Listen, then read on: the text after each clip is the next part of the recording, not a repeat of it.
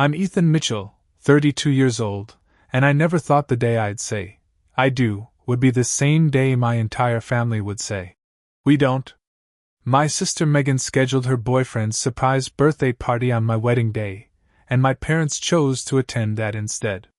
The empty seats at my wedding told a story of lifelong disappointment. But when my aunt and uncle left me their entire inheritance, suddenly everyone wanted to celebrate my marriage.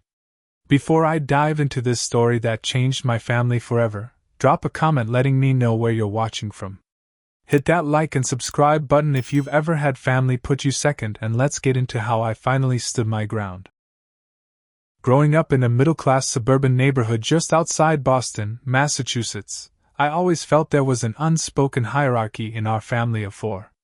My parents, Gerald and Patricia Mitchell, were hardworking people with good intentions, but something in their parenting approach created an imbalance that became more apparent as the years went by. My sister Megan came along when I was 3 years old. I still remember my dad placing her in my arms in the hospital, telling me I was a big brother now and had to protect her. Maybe I took that role too seriously, or maybe my parents took their protection of her too far, but as we grew up, a pattern emerged that was impossible to ignore. When I was 10 and had my first big baseball championship, my parents showed up 45 minutes late because Megan, then 7, had a tantrum about her dance outfit. They missed my home run that won the game. "We're so sorry, buddy," my dad said, ruffling my hair. "But you know how your sister gets when she's upset." I did know. Everyone knew. Megan's emotions always seemed to take center stage in our family dynamic. Her disappointments were family emergencies. Mine were life lessons about handling adversity. For my 16th birthday, I got a card with $50. 2 months later, Megan's 13th birthday featured a surprise party with 30 of her friends and a professional DJ. When I mentioned the disparity, my mother said, "Girls need more celebration at this age, Ethan. Don't be selfish." I learned to accept my place in the family. I became the reliable one, the one who didn't need as much attention or support. I channeled my energy into academics and sports, earning a scholarship to Boston University where I studied business finance. College was liberating. For the first time, I could define myself outside of my family dynamic. My sophomore year, I met Emma Wilson in an economics class. She had this habit of challenging professors when their examples didn't make real-world sense, and I found myself looking forward to her inevitable raised hand. One day after class, I worked up the courage to ask if she wanted to grab coffee. "Only if you're not one of those guys who thinks Adam Smith had all the answers," she replied with a smile that made my heart skip. That coffee date turned into dinner, which turned into 5 years of building a life together. Emma saw me in a way my family never had. She celebrated my accomplishments without qualification and supported me through setbacks without making them seem like character flaws. With her, I wasn't the reliable one who didn't need attention. I was simply worthy of love. While my relationship with Emma flourished, I found increasing comfort in my relationship with my aunt and uncle. Aunt Carol and Uncle Richard were my mother's sister and brother-in-law, a wealthy, childless couple who lived in a beautiful home in Cambridge. Unlike my parents, they never missed an important event in my life. "Your academic achievements deserve recognition, Ethan," Uncle Richard said when he took me out to an expensive dinner after I made the dean's list. It was such a contrast to my parents' quick, "good job" text message.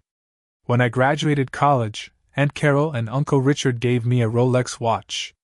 "We're investing in your future," Uncle Richard told me with a wink. "A young man in business needs to look the part." Over the years, they became more like parents to me than my actual parents. They asked about my hopes and dreams. They remembered details about my life. When I told them Emma and I were getting serious, they invited us for weekend trips to their vacation home in Maine. After Emma and I had been together for 4 years, I knew she was the one I wanted to spend my life with.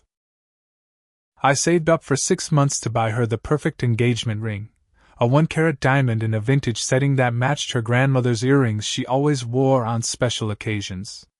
I proposed on the waterfront where we'd had our first real date. When she said yes, the first people I called after her parents were Aunt Carol and Uncle Richard. They immediately opened a bottle of champagne they'd been saving and drove into the city to celebrate with us. My parents, when I called them, said they were happy for us but couldn't meet up because Megan needed help preparing for a job interview the next day.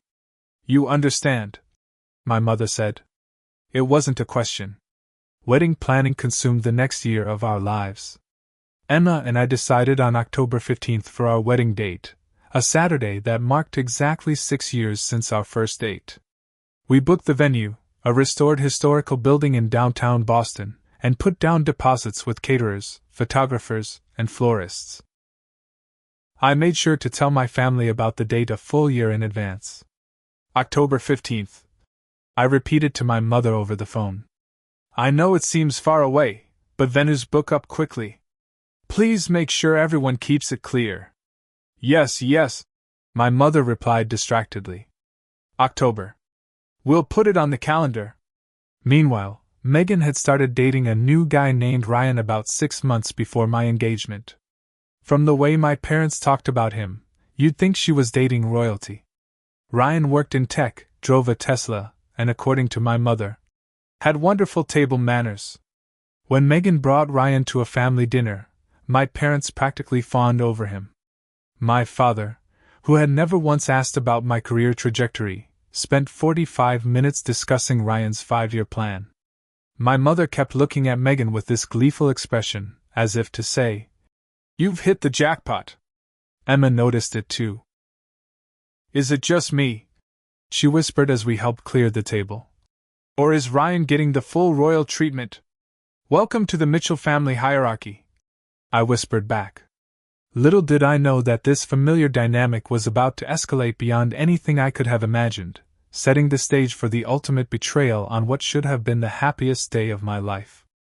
6 months before our wedding, Emma and I joined my family for Sunday dinner, a tradition my mother insisted we maintain despite the growing distance I felt from them.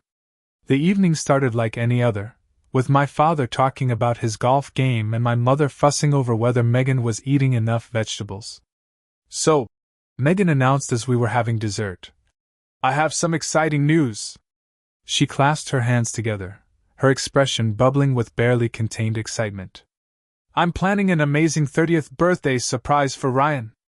It's going to be epic." "That's great," I said, genuinely happy for her. Megan had always been good at organizing parties. "When's the big day?" "October 15th. She replied casually, taking a bite of apple pie. "I've already put a deposit down on this incredible brewery venue he's been wanting to check out." The table went silent. Emma's fork froze midway to her mouth. I stared at my sister, waiting for the punchline to what surely must be a joke. "Megan," I finally said, my voice carefully measured, "that's my wedding day. We've had that date locked in for months. I told everyone a year in advance." She blinked at me, her expression showing brief confusion before settling into something more defensive. "Did you? I don't remember that. Anyway, it's the only weekend that works for Ryan's family. His parents are flying in from Seattle, and his brother can only get that weekend off from the hospital." I looked to my parents, expecting them to step in and remind Megan of the obvious conflict. Instead, my mother was studying her dessert with unusual intensity, and my father was suddenly very interested in refilling his coffee cup. "This isn't a scheduling conflict like double booking a lunch," Emma said, her voice calm but firm. "This is our wedding. The venue is booked. Deposits have been paid. Invitations are about to go out." "Well," my mother finally spoke, her tone tentative. "Is there any possibility you two could look at different dates? The brewery Megan's talking about is very popular. They probably don't have many openings." I couldn't believe what I was hearing. "Mom, we chose October 15th because it's the anniversary of our first date. The venue we want isn't available any other Saturday this year. We have relatives coming from across the country." "So does Ryan," Megan countered. "His grandmother is 87 and rarely travels. This might be her last big trip." "This is our wedding," I repeated, feeling like I had slipped into some parallel universe where I had to justify why my once-in-a-lifetime event took precedence over a birthday party. It's just that Ryan's birthday is actually on the 14th.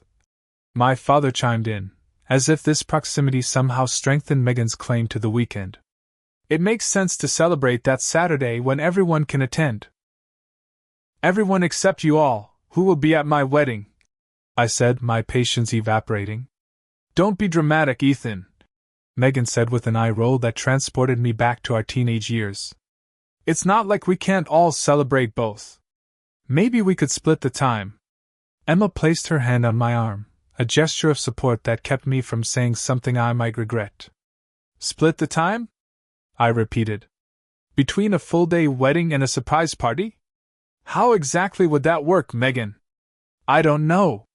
You're supposed to be the problem solver in the family. Figure it out.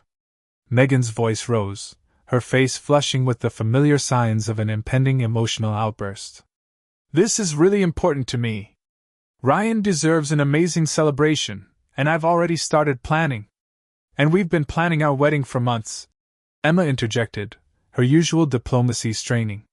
My mother reached across the table to pat Megan's hand. Sweetheart, calm down. We'll figure something out that works for everyone. I stood up from the table, unable to sit there any longer. There's nothing to figure out. Our wedding is on October 15th. It has been for a year. I'm sorry if that conflicts with Ryan's birthday plans, but this date is non-negotiable for us. You've always been so inflexible. Megan snapped. This is just one day for you. You could get married any time. One day? Emma echoed, incredulous. It's our wedding day. Ryan's family has already bought plane tickets. Megan continued, tears welling in her eyes. Non-refundable ones. My father cleared his throat. Son, maybe you and Emma could consider moving your ceremony to the morning, and then we could all attend Ryan's party in the evening? Compromise is important in families. I looked at my father in disbelief. Dad, the ceremony is at 4, followed by a reception until midnight. There's no room for compromise here. This is our wedding day. I think you're being selfish, Megan declared, a tear sliding down her cheek. You've always resented my relationship with Mom and Dad. Now you're trying to ruin my chance to do something special for Ryan. The accusation was so absurd I almost laughed. Instead, I took Emma's hand. Thank you for dinner. We need to go now. As we gathered our things, my mother followed us to the door. Ethan, please think about what we've discussed. Family has to come first. I agree, I said, looking her directly in the eyes. That's why I expect my family to be at my wedding. The drive home was tense with unspoken thoughts. Finally, Emma broke the silence. They're going to choose her party, aren't they?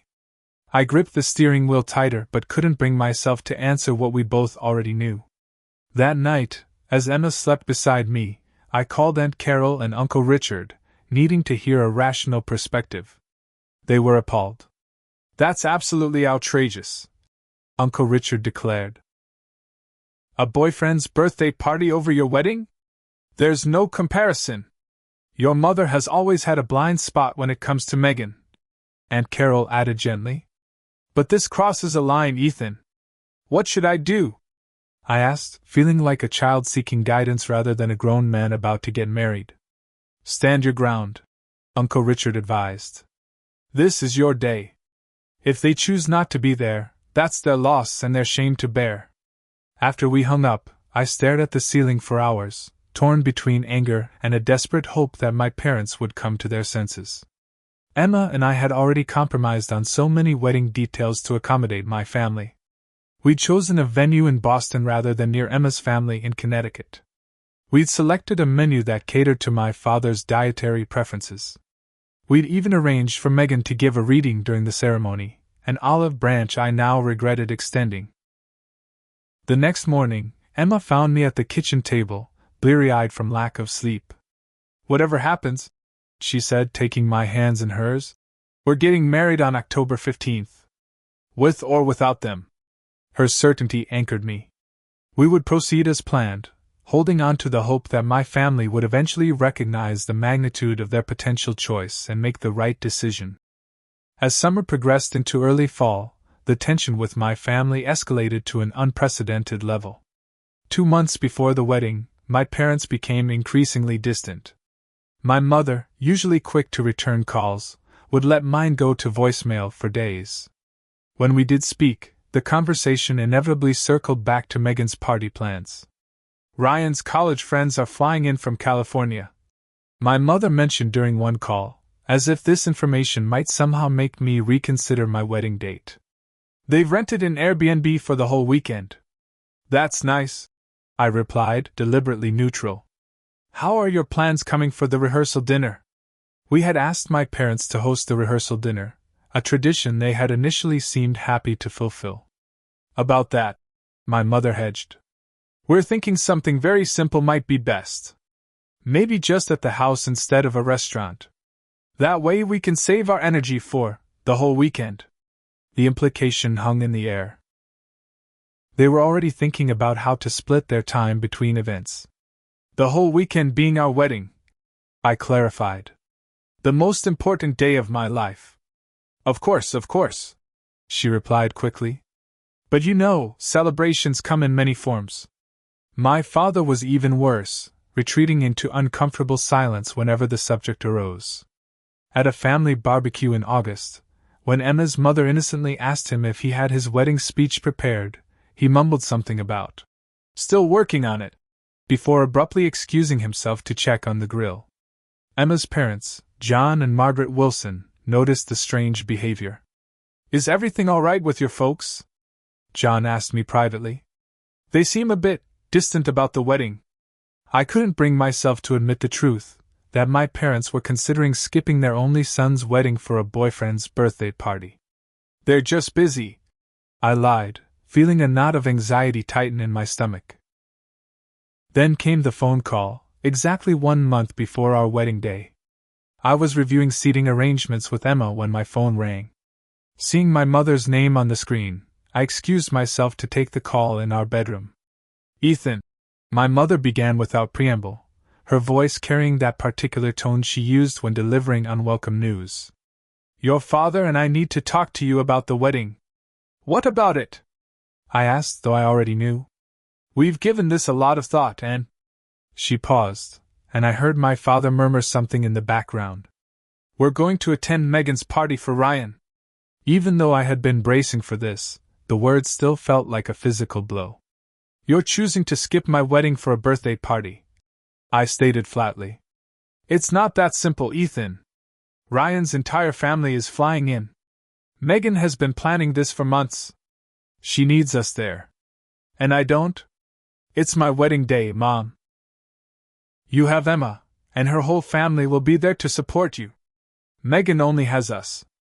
The way she said it, as if this justified everything, made something snap inside me. "I only have you too," I said, my voice breaking. "You're my parents. My only parents. Don't make this harder than it already is," she pleaded. "We've thought about this from every angle. Megan's event is earlier in the day. Ryan's grandmother isn't well. His parents have spent thousands on non-refundable tickets. And what about me?" I asked. "What about the fact that I'm your son, and I'm getting married? You're more independent, Ethan. You always have been. Megan needs more support, especially with something this important to her." "More important than my wedding?" The question hung in the air. "That's not what I meant," she backpedaled. "It's just different. You understand, don't you?" But I didn't understand. Not anymore. Not after years of making excuses for them, of accepting less than I deserved. "Actually, I don't," I said with a calm that surprised even me. "I don't understand how you could miss your son's wedding for anything short of hospitalization. I don't understand how you could think this is okay. Ethan, please." My mother's voice took on the pleading tone she usually reserved for Megan's tantrums. "We can celebrate with you another time." "There won't be another time. This is it. This is my wedding day." I took a deep breath.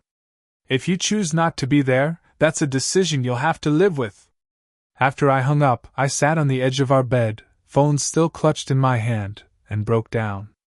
Emma found me there, and without needing an explanation, she knew. She held me as I sobbed for the first time since I was a child, releasing years of being second best, of never being enough of a priority. When I finally calmed down enough to speak, I told her everything. "Those selfish, heartless people," Emma's mother declared when we told her parents that evening.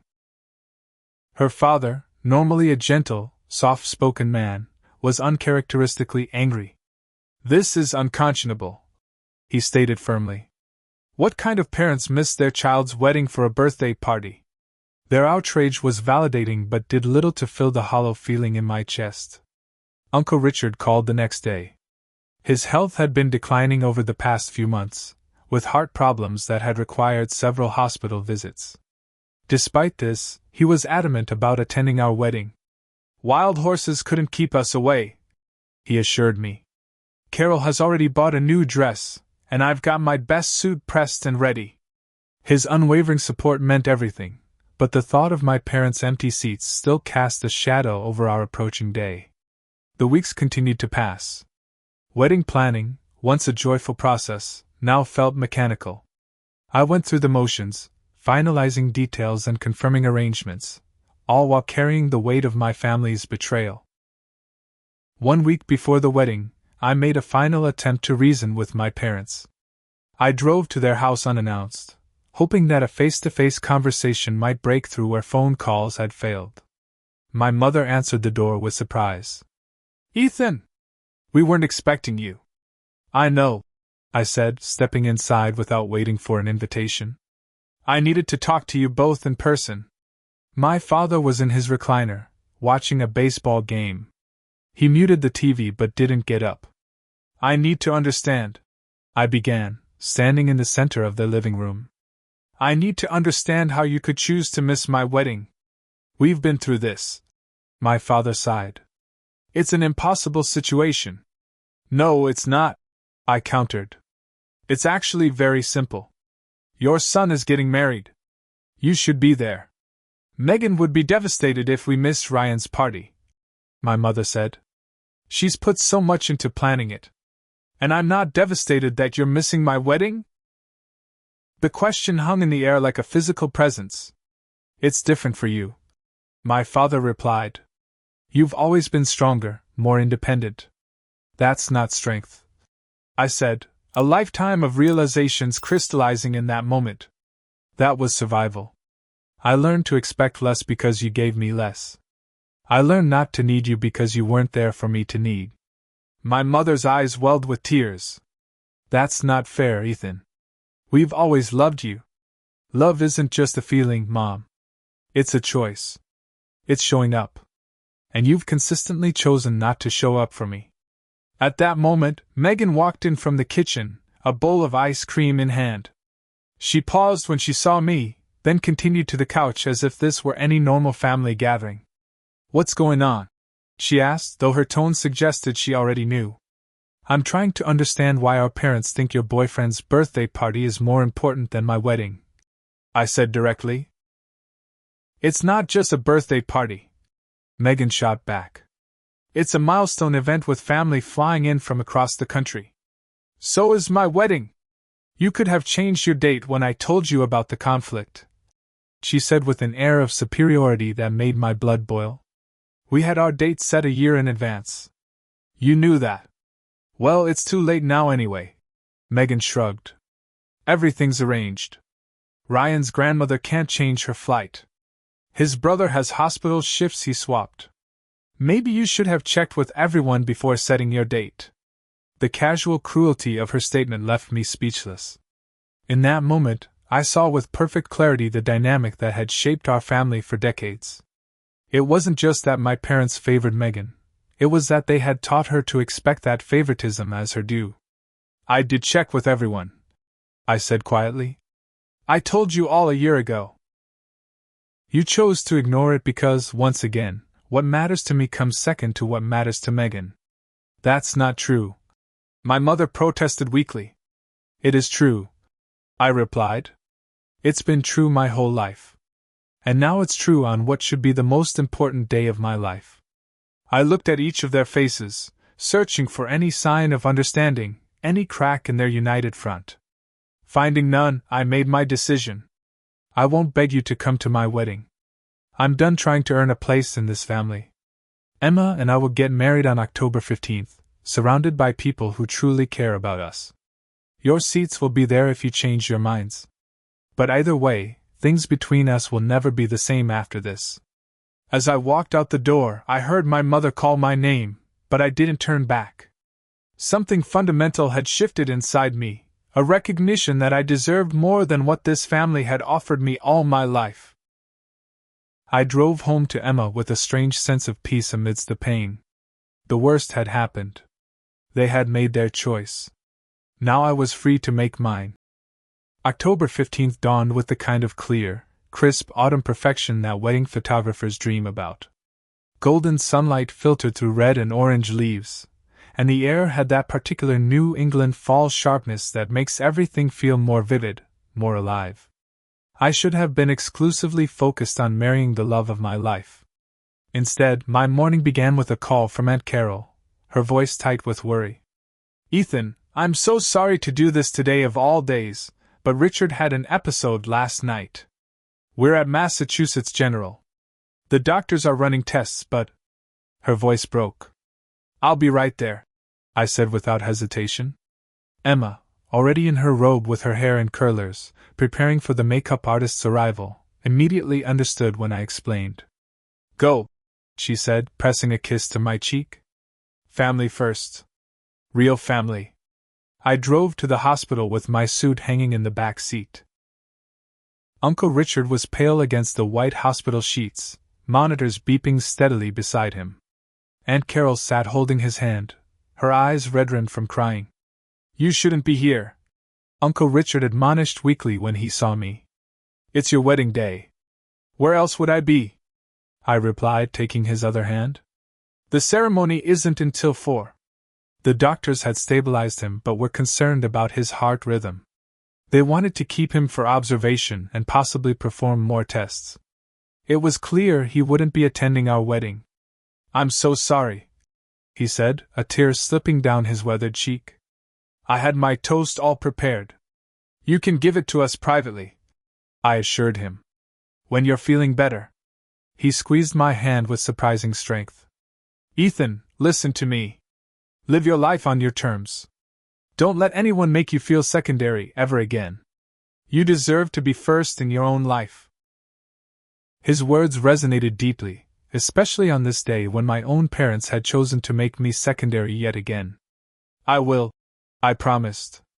Aunt Carol insisted I go prepare for my wedding. "Richard would never forgive himself if you missed a minute of your day because of him." I left them with promises to update them throughout the day and headed to the hotel where I was supposed to get ready with my groomsmen.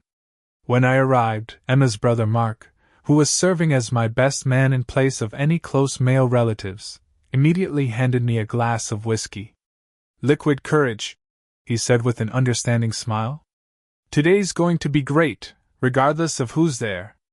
As I dressed in my charcoal gray suit, I kept checking my phone, half hoping for a message from my parents saying they'd reconsidered. None came. Instead, there was a text from Megan.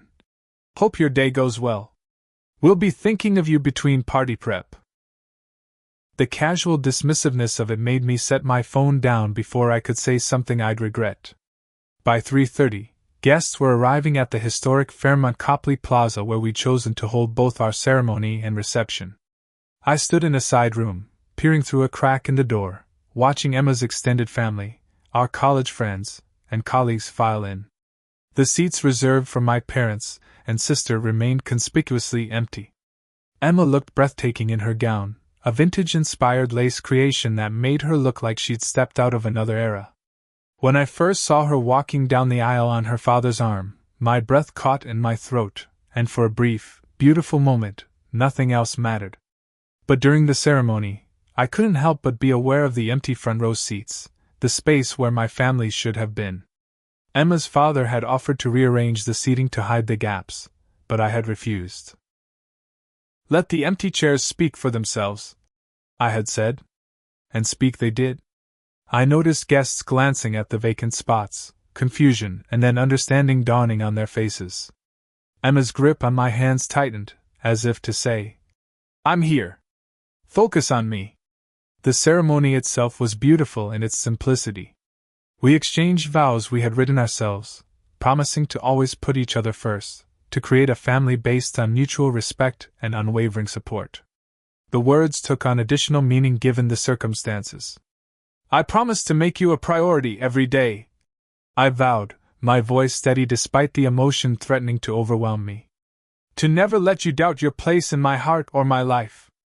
Emma's parents had gone above and beyond to make the day special, stepping in to handle details my parents would traditionally have managed. Her mother had arranged the flowers for the rehearsal dinner they ended up hosting. Her father had welcomed guests as if they were his own family and friends. During the reception, Mark gave a toast that carefully navigated the obvious absence of my family. "To Ethan and Emma." He raised his glass.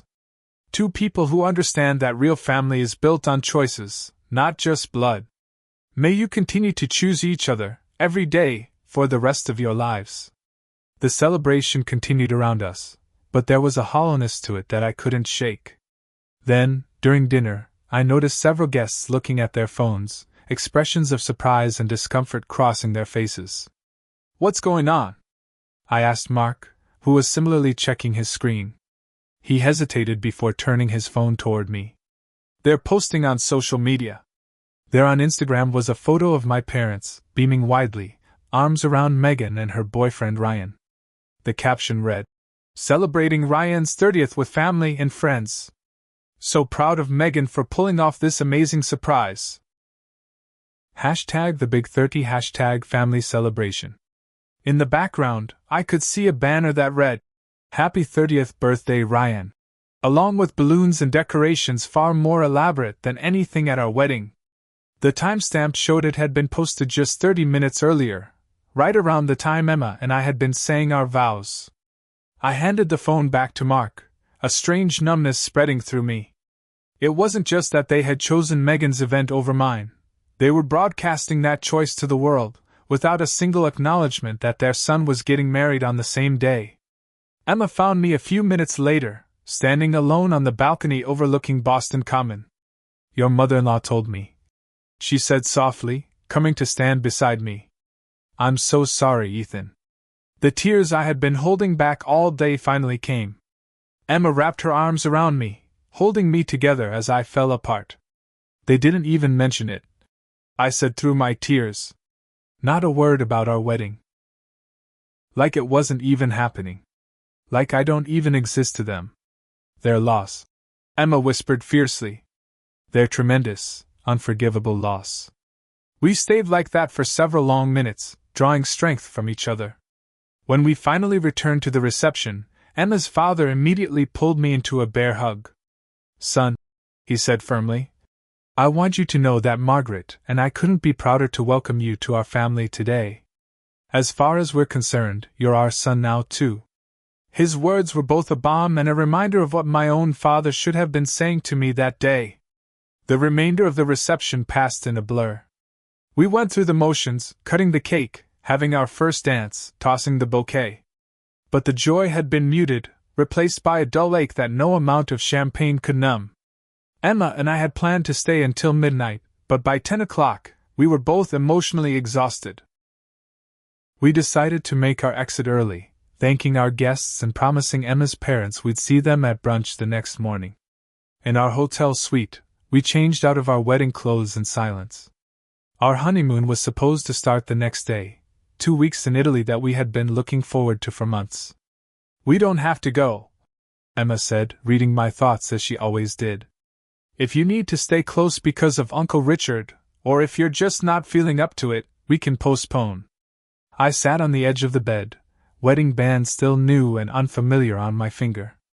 "Let's shorten it," I suggested. "A week instead of 2. I want us to have our honeymoon, but I also want to be here for Uncle Richard and Aunt Carol."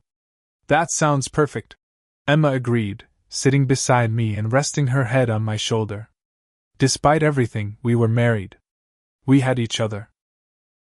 And in that moment, I made a silent promise to myself that I would never again allow my family to make me feel less than worthy of love and respect. Our shortened honeymoon in Italy provided a brief respite from reality. For 7 days, Emma and I lost ourselves in the narrow streets of Florence, the canals of Venice, and the rolling hills of Tuscany.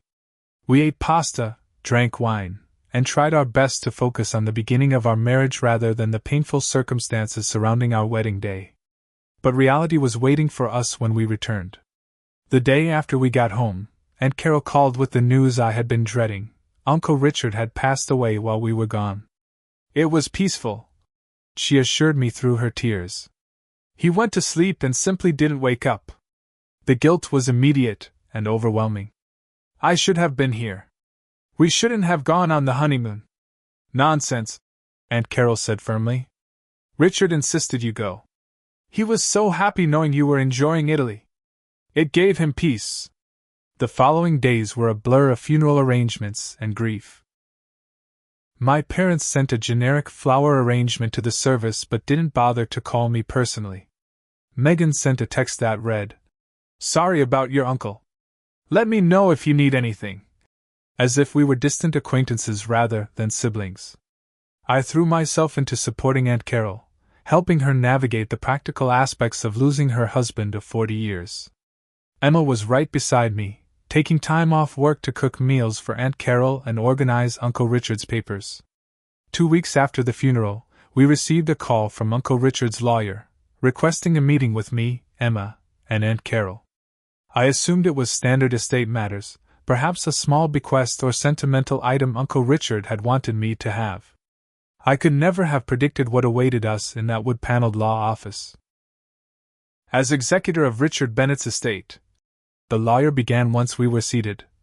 I'm here to inform you of the distribution of assets according to his will, which was updated 6 months ago and includes a letter explaining his decisions. He slid a sealed envelope across the desk to me. Richard asked that you read this privately, but the summary is this. With Carol's full agreement and blessing, Richard has left their entire estate to you, Ethan. The room seemed to tilt slightly. The entire estate? What does that mean exactly? The lawyer cleared his throat. The Bennett family home in Cambridge, valued at approximately $2.3 million. The vacation property in Maine, valued at $800,000. Investment portfolios and retirement accounts totaling $1.7 million. And additional liquid assets of approximately $900,000. After taxes and fees, the total value is roughly $4.8 million. I looked at Aunt Carol in shock. But this should be yours. You're his wife. Aunt Carol reached for my hand. Richard and I discussed this extensively, Ethan. I have my own inheritance from my parents, more than enough to keep me comfortable. And we made this decision together years ago. But why? I asked, still unable to comprehend the magnitude of what was happening. She glanced at the envelope in my hands. Read his letter. He explains it better than I could. Later that night, alone in our apartment, I finally opened Uncle Richard's letter. My dear Ethan. It began in his distinctive handwriting. If you're reading this, I've moved on to whatever adventure comes next. Don't grieve too much. I've had a wonderful life, especially the part where I got to watch you grow into the exceptional man you are today. You might be wondering about our decision to leave you our estate. The truth is, Carol and I made this decision many years ago, when you were still in college. We saw how your parents consistently prioritized your sister over you, how they diminished your achievements and dismissed your needs.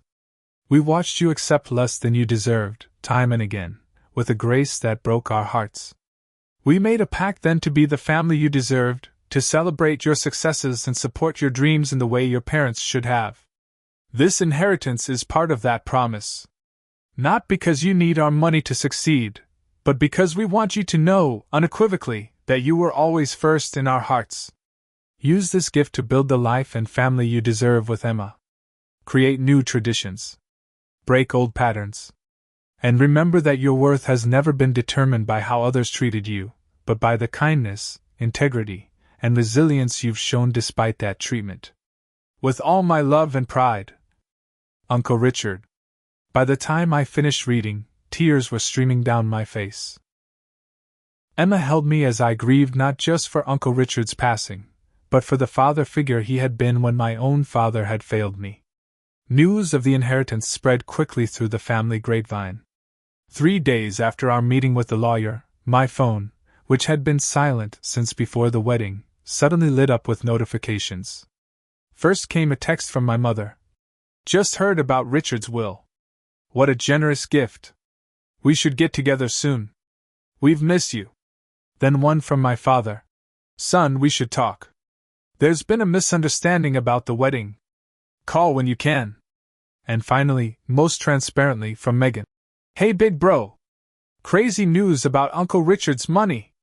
We should catch up. Maybe you and Emma could come over for dinner? Water under the bridge, right? The naked opportunism turned my stomach. For weeks, they had made no effort to contact me. No apologies for missing the wedding. No acknowledgement of the pain they had caused. But the moment money entered the equation, they were suddenly eager to reconnect. I showed the messages to Emma, who read them with growing indignation. The audacity, she muttered. They think they can just waltz back into your life because you're suddenly worth pursuing? After what they did? I set my phone down without responding to any of them, needing time to process my feelings. But the messages kept coming over the next few days, growing increasingly insistent. My mother called, leaving a tearful voicemail about how they had made a terrible mistake and never meant to hurt me.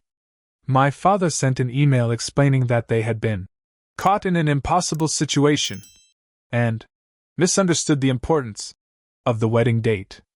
Megan's approach was the most brazen. She showed up at our apartment unannounced one evening, a bottle of champagne in hand. Surprise! She exclaimed when I opened the door, as if we were on normal sibling terms. I thought we could celebrate your good fortune. I stood in the doorway, blocking her entrance. My good fortune? You mean Uncle Richard's death? She had the grace to look momentarily abashed. No, of course not. I meant, you know, the inheritance. It's amazing news. Amazing enough to make you remember you have a brother? The bitterness in my voice was impossible to hide. Come on, Ethan, she cajoled, trying to push past me into the apartment. Don't be like that. Families have disagreements. It's normal. Missing your brother's wedding isn't a disagreement, Megan. It's a choice. A pretty definitive one. She sighed dramatically. Fine. I'm sorry about the wedding. It was bad timing. But we can move past this, right? Actually, Mom and Dad had this great idea. They want to throw you and Emma a big party, like a second reception. They'd pay for everything. You could have the celebration you deserved. And there it was. The real reason for the sudden reconciliation attempt. Not genuine remorse, but a calculated effort to get close to the money. Let me get this straight, I said slowly. You all chose to attend Ryan's birthday party instead of my wedding. You posted happy family photos during my ceremony without a single mention that your son and brother was getting married that same day. You made no attempt to contact me for weeks afterward. And now that I've inherited Uncle Richard's estate, you want to throw me a second wedding? Well, when you put it like that, it sounds terrible, she protested. That's because it is terrible, Megan. It's transparent and it's terrible. Emma appeared behind me, her face set in protective lines. I think you should go, she told Megan firmly. This is between me and my brother, Megan snapped, the familiar entitled tone returning. No, I corrected her. This is between you and us. Emma is my wife, my family. Something you all chose to ignore. Fine, Megan huffed. Be that way. But Mom and Dad are really upset about how things turned out. They want to make amends. At least give them a chance. I felt Emma's hand on my back, a silent show of support for whatever I decided. I'll think about it, I finally said, more to end the conversation than out of any real consideration. As Megan left, I couldn't shake the feeling that a significant confrontation was brewing, one that had been decades in the making. And for the first time in my life, I felt ready to face it head on, without compromising my worth or accepting less than I deserved. After several days of persistent messages from my parents, I finally agreed to a family meeting. Not because I was ready to forgive and forget, but because I recognized that without clear boundaries, they would continue their campaign to reinsert themselves into my life now that there was financial incentive to do so. "Are you sure about this?" Emma asked as we prepared our apartment for their visit. "We don't have to engage with them at all if you don't want to." "I'm sure," I replied, arranging chairs in our living room. "This isn't about reconciliation. It's about closure. I need to say things I've never had the courage to say before." We had spent hours discussing how to approach this meeting. Emma, protective and still angry on my behalf, had initially argued for cutting contact entirely.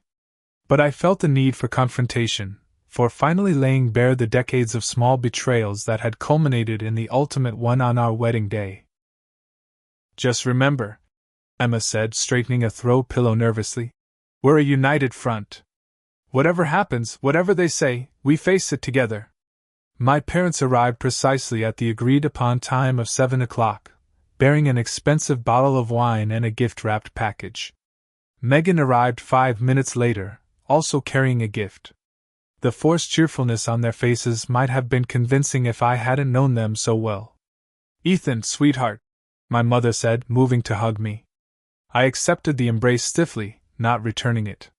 "The apartment looks lovely. You've done so much with the space."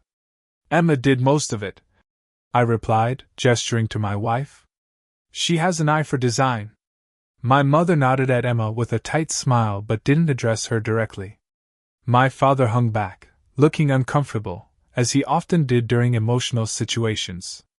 "Please sit down," I said, indicating the arranged chairs. "We have a lot to talk about." "Before we get into anything heavy," Megan interjected brightly, thrusting her gift toward me, "we brought wedding presents. Better late than never, right?" The casual dismissal of their absence at our wedding as merely being late with gifts ignited a flash of anger that I quickly suppressed. "Let's put those aside for now," I suggested, not touching the offered package. "I think we need to address what happened before we move forward." Of course," my mother agreed, though her smile dimmed. "We know there were misunderstandings around the wedding." "Misunderstandings?" Emma echoed, her tone carefully measured. "Well, yes," my father finally spoke. "The scheduling conflict with Ryan's party was unfortunate timing. We thought we could make both work somehow, but logistics got complicated, and before we knew it, everything had escalated. I had prepared for this, for the minimization and reframing they would attempt." Taking a deep breath, I moved to the side table where I had placed a folder containing documents I had gathered over the past week. "I'd like to go through some things chronologically," I said, opening the folder, "to make sure we're all operating from the same set of facts." My mother's brow furrowed. "That seems rather formal, Ethan." "I think it's necessary," I countered, removing a printed email. "This is the email I sent to all of you on October 18th of last year, announcing our wedding date. You all responded confirming receipt." I laid it on the coffee table between us. "Next, here's the save the date card we mailed in January, followed by the formal invitation in July." I placed each item beside the email. "Here's a text message exchange with Megan from April, where she specifically acknowledged the October 15th date and asked about bridesmaid dresses." Megan shifted uncomfortably as I added the printed messages to the growing pile. "And finally," I continued, "here are social media posts from each of you, dated October 15th, the day of my wedding.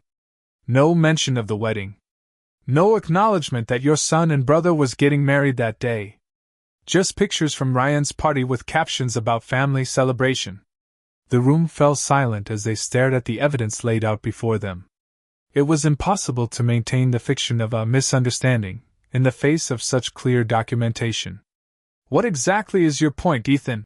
my father finally asked, an edge of defensiveness in his voice.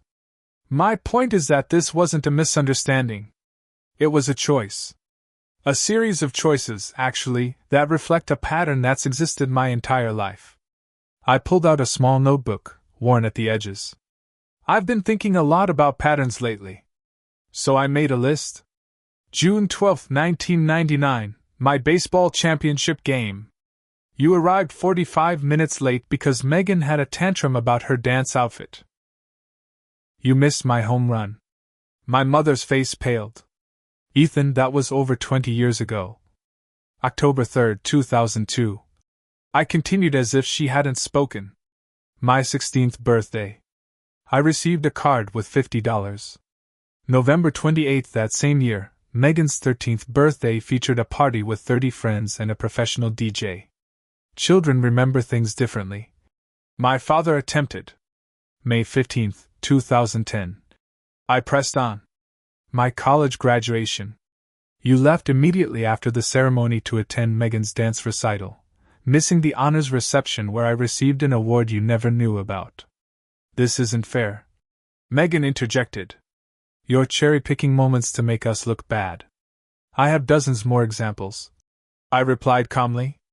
But the pattern is clear. Throughout my life, my achievements, my important moments, have been consistently deemed less important than Megan's. My wedding day was just the most egregious example. I set the notebook down and looked each of them in the eye. What I want to understand is why. Why has it always been this way? The question hung in the air, heavy with decades of unacknowledged hurt. My mother dabbed at her eyes with a tissue, while my father stared at his hands.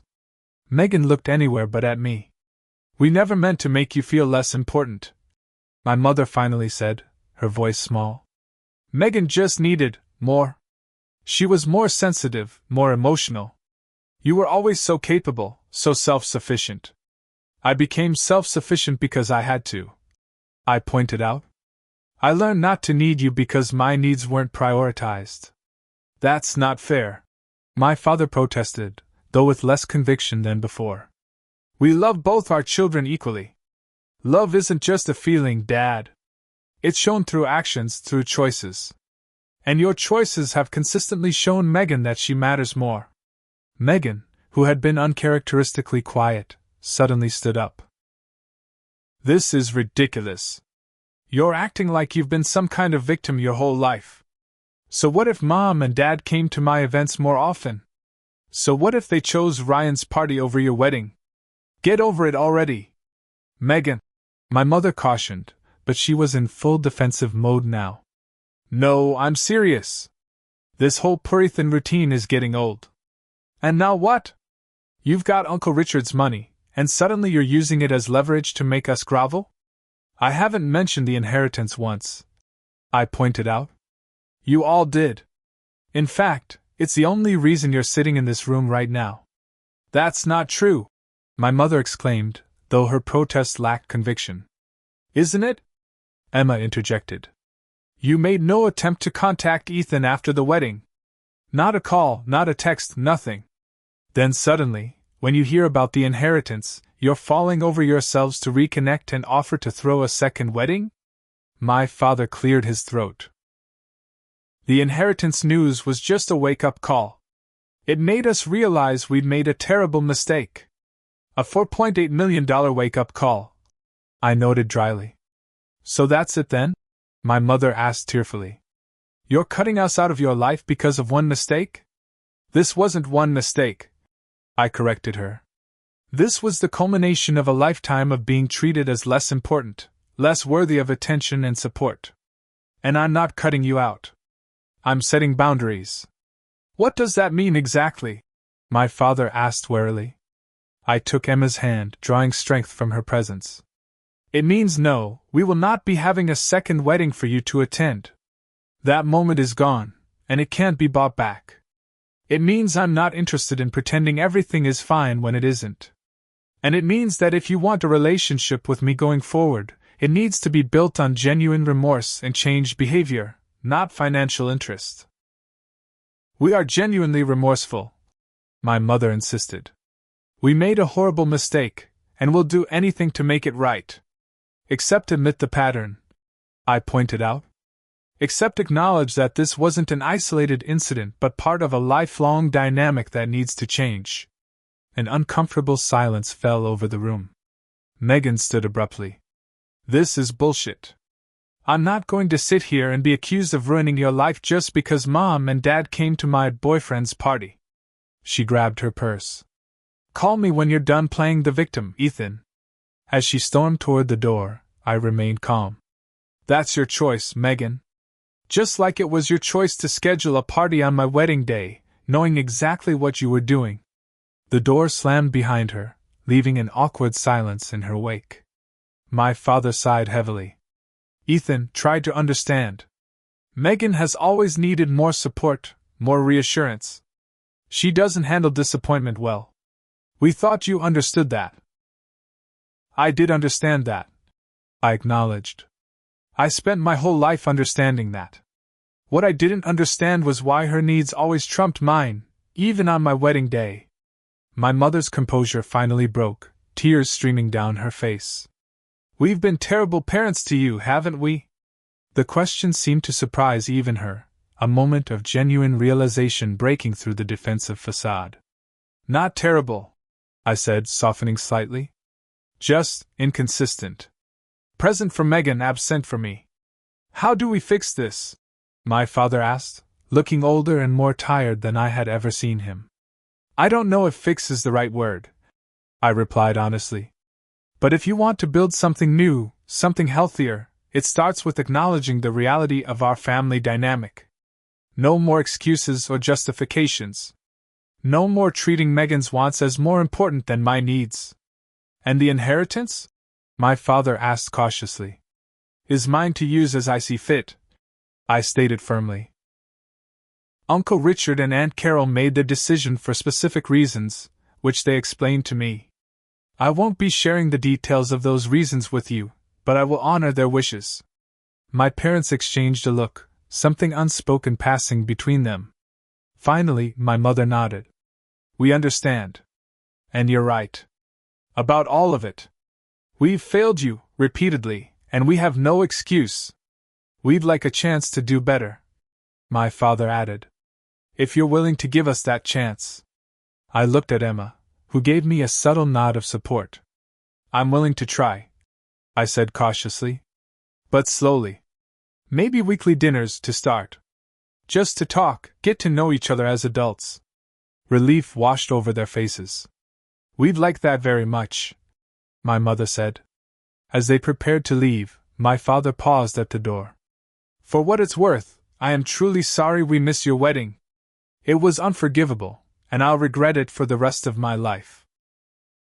It was the most direct acknowledgement of wrongdoing I had ever heard from him. Not enough to erase the hurt, but perhaps enough to begin healing. After they left, Emma wrapped her arms around me. I'm proud of you, she whispered.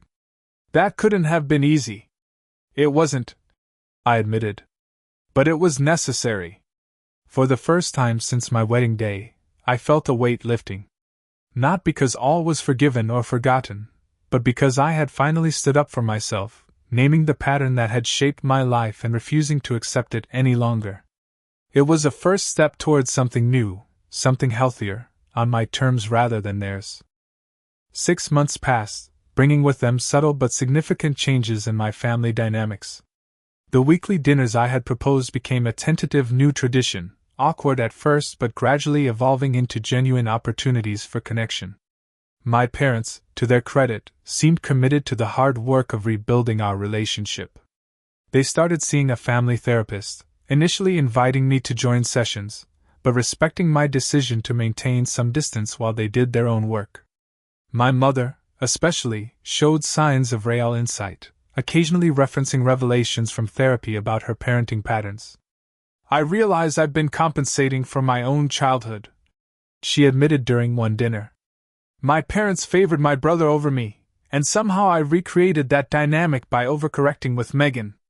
Megan herself remained distant, our relationship strained by her unwillingness to acknowledge her role in the wedding day disaster. She and Ryan were engaged now, ironically planning a wedding for the following year. My parents, in a promising sign of changed behavior, had made it clear to her that they would not miss my birthday dinner to attend her engagement party when the dates conflicted. Emma and I used a portion of Uncle Richard's inheritance to purchase our dream home, a Victorian in Cambridge not far from where Aunt Carol now lived. We converted the third floor into an apartment for her, giving her independence while keeping her close as family. Richard would be so pleased, she told me as we helped her arrange furniture in her new space. Not just with the house, but with how you've handled everything. Standing up for yourself while still leaving room for reconciliation.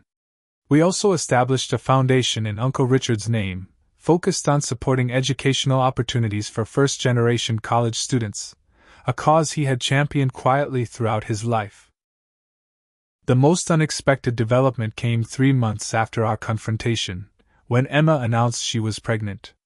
We shared the news with her parents first, who reacted with unbridled joy, immediately talking about nursery colors and baby names. When we told my parents over dinner the following week, their reaction surprised me. There were tears in my father's eyes, genuine emotion I had rarely seen him display. "A grandchild," he said, voice thick. "A chance to do better, to get it right this time. We won't take this for granted," my mother promised, squeezing Emma's hand. "We'll be the grandparents this child deserves." Their sincerity touched me more than I expected. It didn't erase the past, but it offered hope for the future, a future where patterns could be broken and new, healthier ones established. As I reflect on the journey of the past year, from the devastation of my wedding day to the unexpected inheritance and the confrontation that followed, I've come to understand several profound truths about family, boundaries, and self-worth. First, forgiveness is not an obligation but a choice, one that should be earned through genuine remorse and changed behavior. My parents are working to earn that forgiveness, one dinner conversation at a time.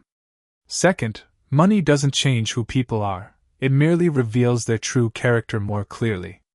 The inheritance didn't create my family's dysfunction, it simply brought it into sharper focus, forcing conversations that were long overdue. Third, and perhaps most importantly, family is not just about blood. It's about consistent love, respect, and showing up when it matters. Uncle Richard and Aunt Carol showed me what true family support looks like. Emma's parents demonstrated it. And now, with our child on the way, Emma and I have the opportunity to create our own family culture, one built on equality, respect, and genuine emotional presence. The wisdom Uncle Richard shared in his final days has become my guiding principle. Live your life on your terms. Don't let anyone make you feel secondary ever again. You deserve to be first in your own life. I keep his words close as we prepare for this next chapter. Whatever relationship evolves with my parents and sister, I know now that I don't need to accept less than I deserve, to compromise my worth for their comfort, or to pretend that patterns don't exist when they clearly do. In sharing this story, I hope it might reach someone who recognizes themselves in my experience, someone who has spent their life accepting the unacceptable because it was familiar. If that's you, please know that it's never too late to stand up for yourself, to name the patterns that have shaped your life, and to demand the respect and consideration you've always deserved. Have you ever had to set boundaries with family members who consistently put you last? How did you handle it? Drop a comment below to share your experience, and if this story resonated with you, please hit that like button and subscribe to hear more real-life stories about family dynamics and personal growth. And if you know someone who might need to hear this message, share it with them. Sometimes knowing we're not alone in these struggles is the first step toward healing. Thank you for listening to my story, and remember, you deserve to be a priority, not an afterthought, especially to those who claim to love you.